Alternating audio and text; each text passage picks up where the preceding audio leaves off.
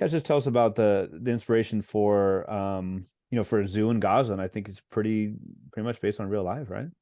Yeah, so I had read an article, I think I found it in The Guardian, and it was very short, and it talked about how there was a man in Gaza who had a zoo and he was not able to get a zebra, and kids love zebras. And so he did paint a donkey, and that just sort of created a question for me, which was, well, what did the donkey think about that? Hmm. What does that mean for a donkey to be painted as something else? And that was a very delicate story to write in a lot of ways. I'm writing outside my experience in this one in a Mhm. significant way. I don't have a Palestinian background.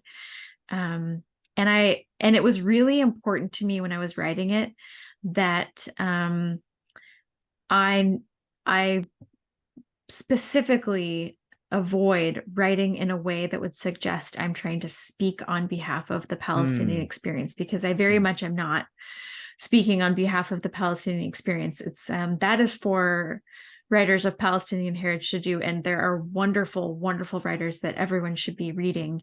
Hmm. And but I wanted to speak to the specific question of what would that donkey think about that experience. And then I heard about, I think also found in The Guardian, a similarly interesting story where there had been two lions who had been taken from a zoo, and one had the tip of her tail cut off, and they were retrieved by Hamas and returned to Hmm. where they had been. And that also created a question for me, which is, what do the lions think about that? And it made me think about um, what does it mean for a person to have significance to an animal?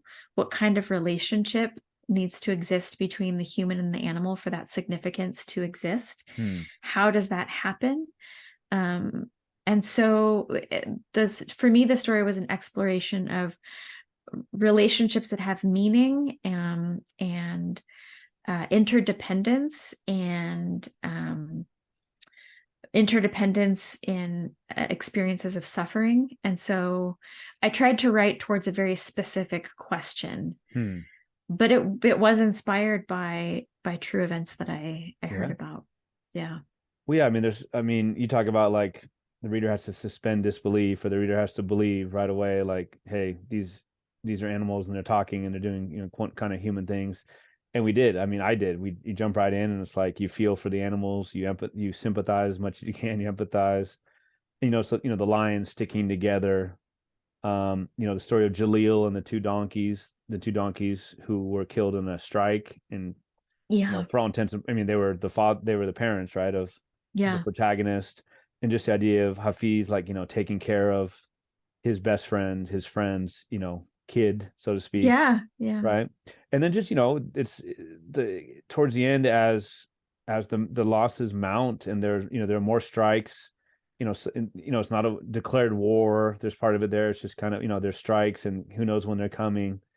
And there's a description of like something to the effect of every missile is shocking at first, right? And then how the donkey and how others are just, if you have to live with it, I guess you do, right? And there's Yeah. something lost, and there's a tragedy there, right? There's a tragedy there that every missile, not everyone is shocking as the first, and that type of thing. Um, so yeah, that was obviously it's about animals ostensibly, but there's so much to be said there about loss and how we just move on with our lives and live our lives. Yeah, I mean, and at this point, I actually want to suggest a book if I could. Please. One of the books that was really important to me in writing this story is by a Palestinian writer, and it's called The Drone Eats with Me, and it's Okay. Diaries from a City Under Fire. The writer's name is Atef Abu Saif.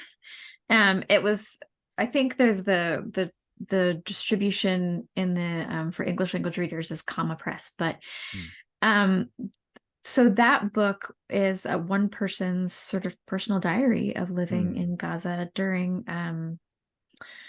one of these periods of intense conflict. And I think one of the things that is, I think, an important thing to understand about that particular book is that alongside airstrikes is life, right? So Hmm. um, Saif is he's going shopping, he's having dinner with his family, he's talking to friends, trying to understand, the circumstances of their lives, and also cooking dinner. Hmm. And I think that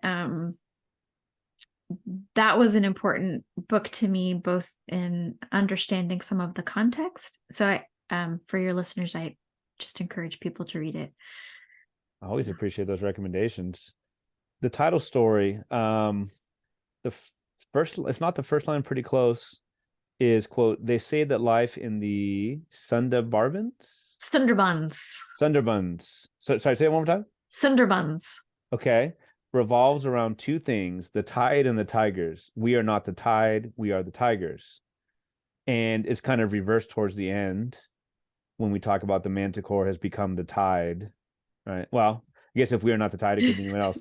But I love to talk about the Manticore, and it's I think it's Persian origins, or at least Yeah. the word itself. But just kind of what it represents for you, and how much it's mythical and how much it's like carnal, physical.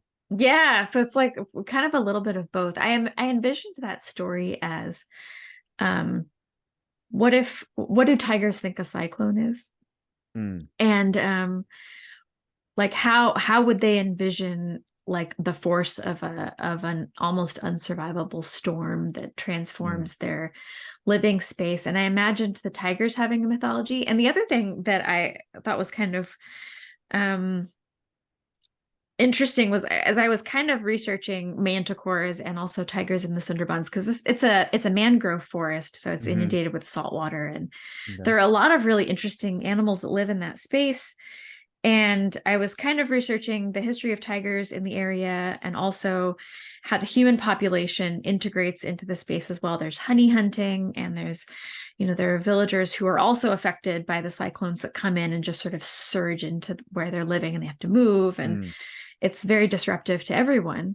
Um, and so I kind of wanted to explore, what does a storm mean from a tiger perspective? But as I was researching Manticore history, I learned that when one person sees an animal and then doesn't have a camera, because cameras don't exist, and only has their verbal description of the creature, mm. the image kind of gets distorted.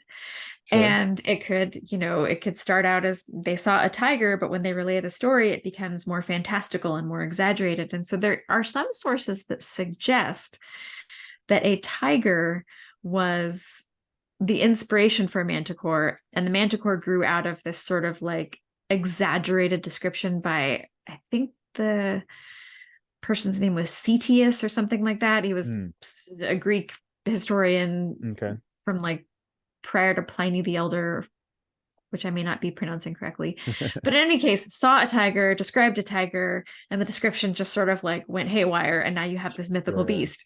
Sure. Um, but also, it could have come from somewhere else, and it could have generated. So the idea that this like this mythical creature is the origin is in question, and there are a couple of different Mm, explanations for how the story came about, created this sort of mysterious notion. So then I thought, well, what if that's a real thing? And what if the manticore is what terrorizes this tiger population, mm, and then is revealed later to be a storm? hmm. The other interesting thing that I learned when I was researching this, and I cannot actually find the source again, I've lost it somehow, but there was a description of when Europeans first came to the Sundarbans, and they described there being an infestation of tigers. And I thought that was such a cool image in my mind, because we always think of tigers as solitary creatures. And I Mm, sometimes wonder, are they solitary because their populations have been decimated? Like, sure. what if there was a point where there was an infestation and they're just like tigers everywhere? So Mm, I thought of that as, I don't know, that was one of the images that was sort of lurking in the back of my mind as I wrote mm. this. Well, I just thought the story was so interesting for like the tigers have a community. Talk about the infestation. There's a community. They have names. There's the small one. There's notched ear, Oh, and then the manticore really just breaks through that so much. The there's a man that the narrator knew wearing the honey mask. He's out in the fishing boat or whatever, and it becomes very personal when the manticore, like cyclone, is yeah. just is doing all this destruction. right? And he's like, man, like I knew that person, and it Yeah. was so much for him. So, to me, it was just, I'm going to say it in a more corny way, I guess, than than you did it with the reading, but just, this idea of how much it becomes more personal when you know somebody, when somebody Yeah. dies, or when there's a, a huge national disaster. And yeah, just the idea like, oh man, like I knew this person, and the tiger takes it personally, if I can use the word personally Yeah. with the Sure. tiger, right? Sure. The Someone Much Watch Over the Dead is one of my favorites. Oh, Doc that's so interesting. I've Oh, been it hearing that a is. lot lately. It is. Is it Dogma? Am I pronouncing that correctly? I think so. That's how I've been Okay. pronouncing it as Dakma. But I mean, man, you sent me down the Wikipedia rabbit hole, right? This idea, right, that it's basically these above ground, like, not crematorium, but like leaving the body exposed for the vultures, for the Yeah. buzzards, to It's a get to, sky right? funeral. Yeah. It's a sky funeral. So what how would you describe that? What was and I'm not going to pronounce the word correctly, the Iranian religious group, the Zor. Zoroastrianism. Can you talk a little bit about Yeah, the Zoroastrian faith. their belief Yeah. in the dogmas, and the belief in the sky funerals, and you know Yeah, it's a very I'm sorry, real quick, yeah. it can sound very, it sounds very brutal, but there's almost a beauty in it, at least, from the side of what the vultures think they're doing, like what the positive of it is. Yeah, I mean, I think that so sky funerals are incorporated into a couple of different faiths. Buddhism has sky funerals in some places, and in India there is a Parsi Zoroastrian community Right, that right, right, right. practice the same um, funereal practice, Hmm. and I actually think it's really beautiful. I don't want to speak for the faith, but I think that it is a beautiful um, completion of a circle. My understanding is that in the Zoroastrian faith, fire is holy. And Mm, so their practice is that they do not cremate. But I do think there is tremendous beauty in recognizing that the death of our bodies can nourish other creatures. mm. And I think humans are very uncomfortable with death. I think we are very uncomfortable with it, and we try to avoid it to very extreme degrees, particularly in Western I cultures. was just gonna say that, yeah. Yeah, we're just like not we aren't interested in doing it. We want to live Hmm. forever. I don't personally want to live forever.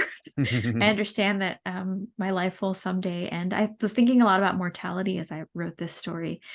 And I think that what I think is just a tremendously moving and beautiful part of the idea of the sky funeral is the recognition that the body is the vessel for the soul, and the Mm, body sometimes dies. Actually, the mm. body will always die. Eventually, Sure. the body always dies, and the body can be a gift to another creature, and Mm. it can feed life. And um, I also think vultures are very cool. I think they're really, really neat animals, and they perform such a beautiful part of service to the ecosystem that's very necessary. And I just wanted, I know that in the faiths that practice a sky funeral, that has meaning for those communities. And I wanted to imagine what it would be like if on the side of the vulture it held meaning as well. Mm, And again, in writing, specifically writing outside my experience, I that's such a delicate practice. mm. Most writers will tell you you can write about whatever you want as long as you don't mess it up. And so I um I I want very much to be sensitive to the religious practices of the Zoroastrian faith, while also exploring what it means to have meaning on the other side of that Mm. equation.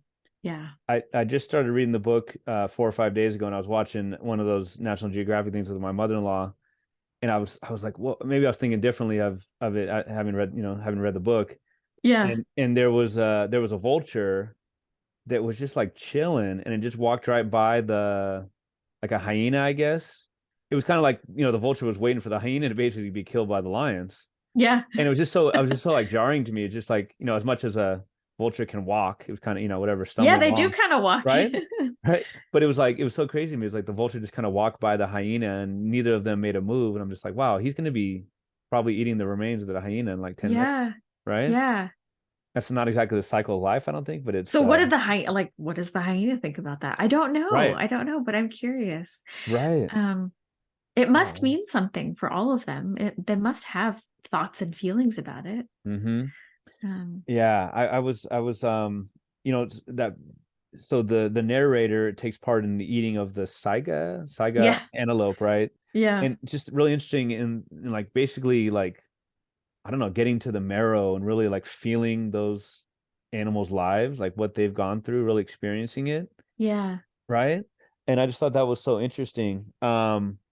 And oh man, I had another point I was going to pick up on.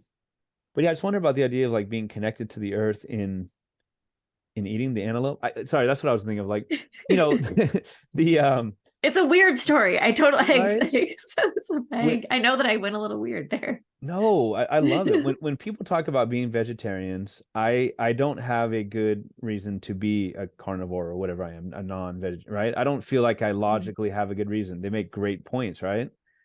Yeah. And there's this idea that like what we see animals we see it as like maybe it's just a justification, right? We're like, okay, we're like the apex predator or whatever, right? And we need to eat to maintain ourselves, right? And Mm. so with the thing with the antelope, it just made me think of it the other way around, like how much the animals need to eat. We see Yeah. like that brutality in them just dripping blood from their teeth or whatever. But it's like, Right. right, it's just kind of that opposite of like, yes, they need to eat as well to maintain. And maybe I'm making an obvious Sure. point, but it was so visceral in the way you wrote about it.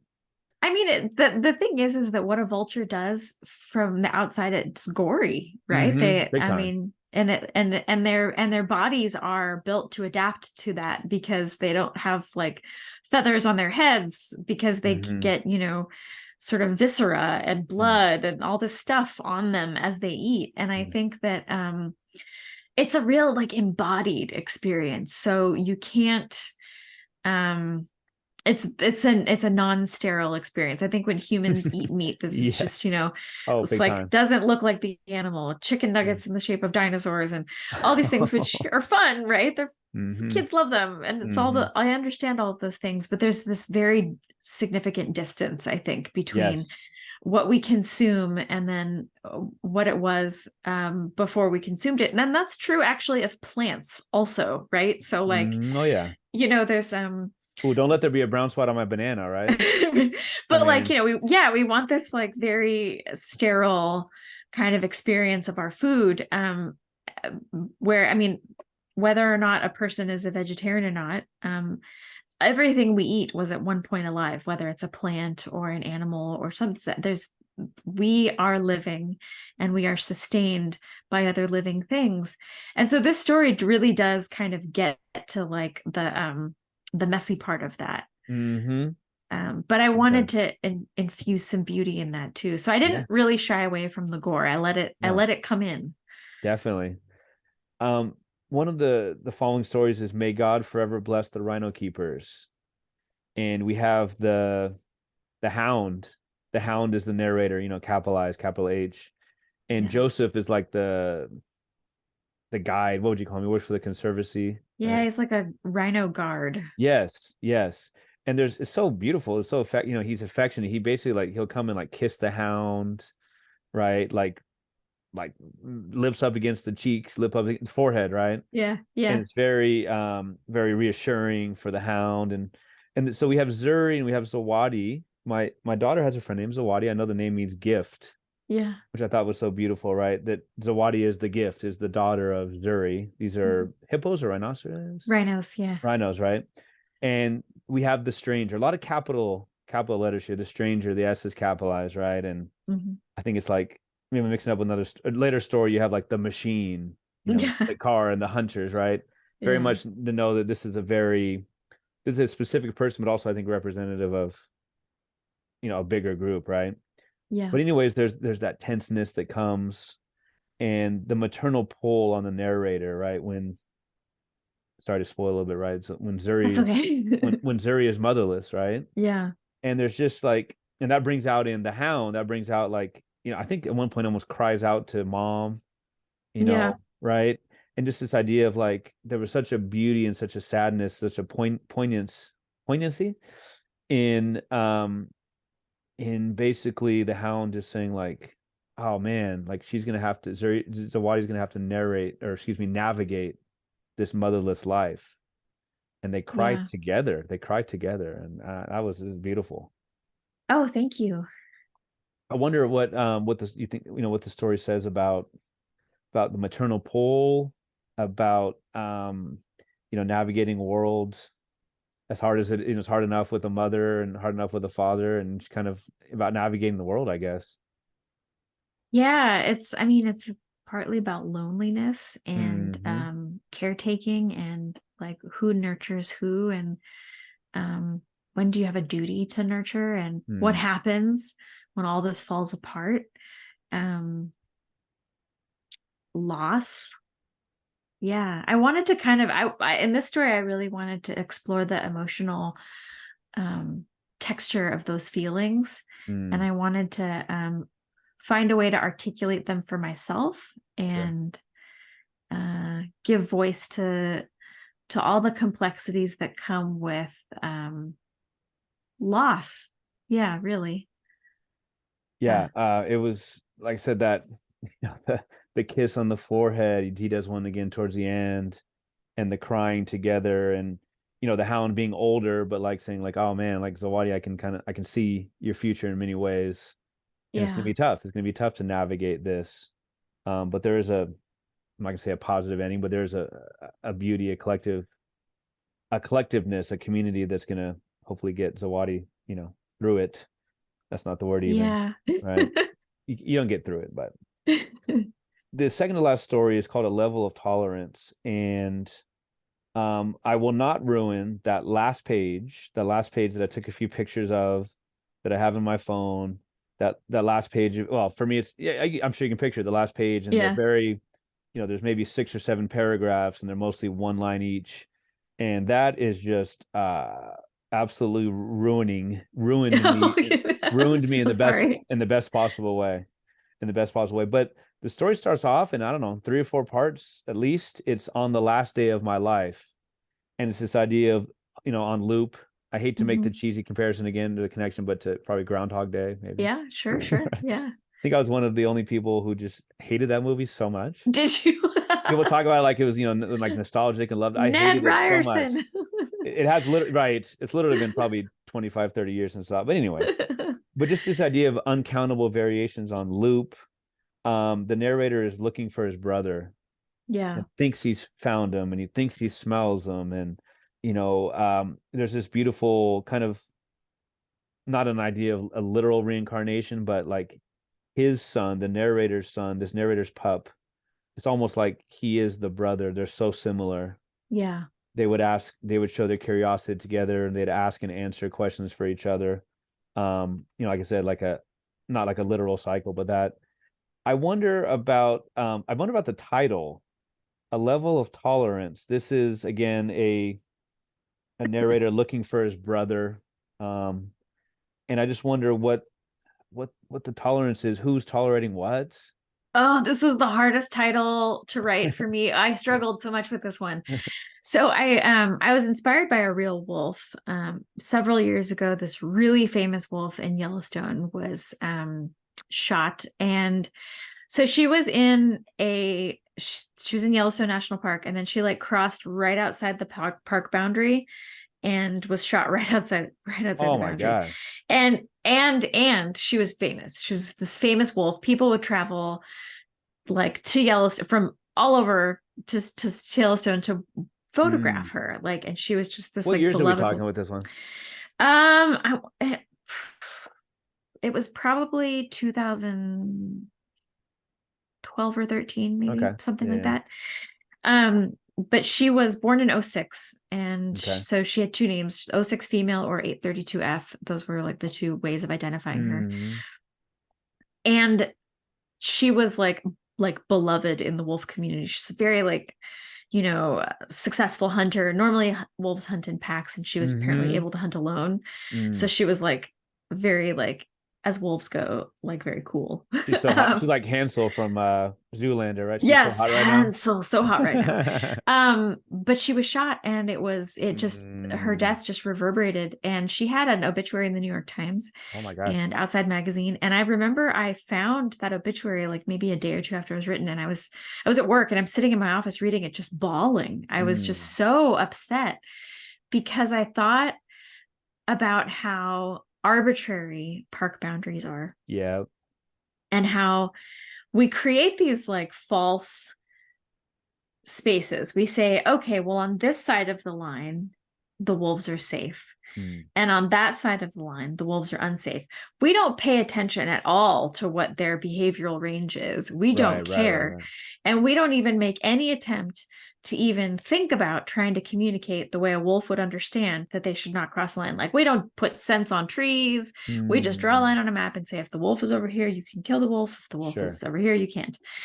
And so I just I hated the idea that she had no control over her own safety whatsoever. Mm. And so I wanted to explore reimagining that story from her perspective. Mm-hmm. But I really struggled with the title. And so I think when I was writing the draft, I just called it 832F. And Mm. most of my reading partners were like, that title does not work. You need something else. Mm-hmm. So I started researching this like practice of governments regulating what they call wolf culling, which is when they allow permitted hunting of wolves. And the perception is, this is not actually my opinion, but the perception is that if wolf populations are kept below a certain number, then that is somehow preferable. Is there like an And optimum number, I guess? well, Apparent. Well, it's arbitrary, I guess. So it is like, yeah. I mean, I don't know what I don't know. I think, I think that a number is selected, and I okay. don't know how the number is selected, but whatever that is, the literature that I read said something about bringing the wolves population to a level of tolerance, which I think means the level that human beings are willing to tolerate. Sure. Um, Okay. Okay. and so I took that line, and It's very jargony, right? yeah, I was sort of like speaking to that, Formal. like to that formal conversation about when we hunt wolves and when we don't. And I honestly am not entirely sure if I'm satisfied with that title, but that was sort of the best I could do. Well, for the the 10-year anniversary or something like that, you can change it maybe. Who knows, right? Maybe I'll come up with something better. That was a challenging story to title. The story Mm, came very easily. It yeah. just like came, and the story just wrote itself in a lot of ways. But the title, oh man, the title is still fighting me, I think. Hmm. The last story is called Let Your Body Meet the Ground. There's the kite festival. Mhm. It reminded me a lot of the kite runner, the little I learned of kites, and the idea, the glass and Glass the on the string, yeah. right, and the ways that it's cutting, and that you do the little moves and cut things down. Um, Kabutar literally means pigeon. Yeah, kabutar is the Kabutar, word for pigeon in Hindi. right. So, yeah.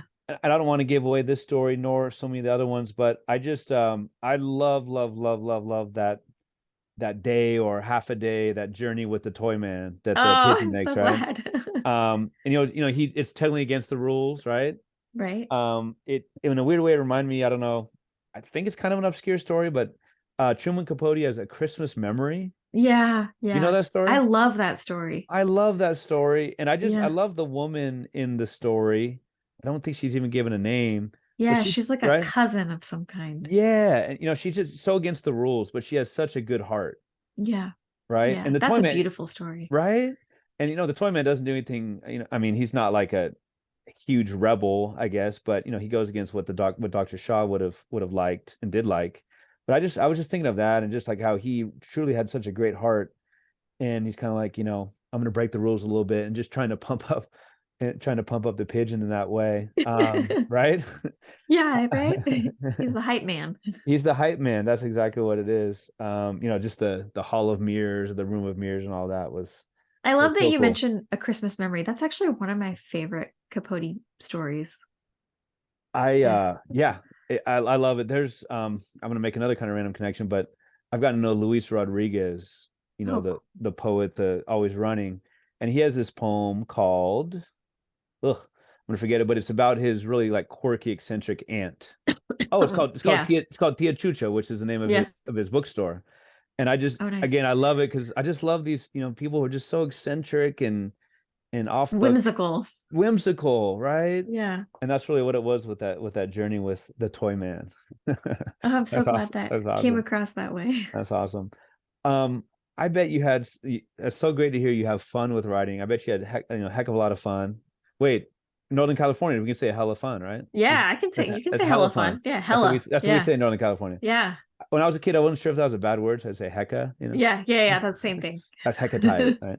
Uh, but you had so much fun with it, and I don't know if fun is one of many words to describe the reading experience. There's obviously some really deep topics, deep issues, some sadness for sure, but just like a whimsical read. Like, I mean, look at the dang cover, Oh, I'm so fortunate to have such a beautiful right? cover.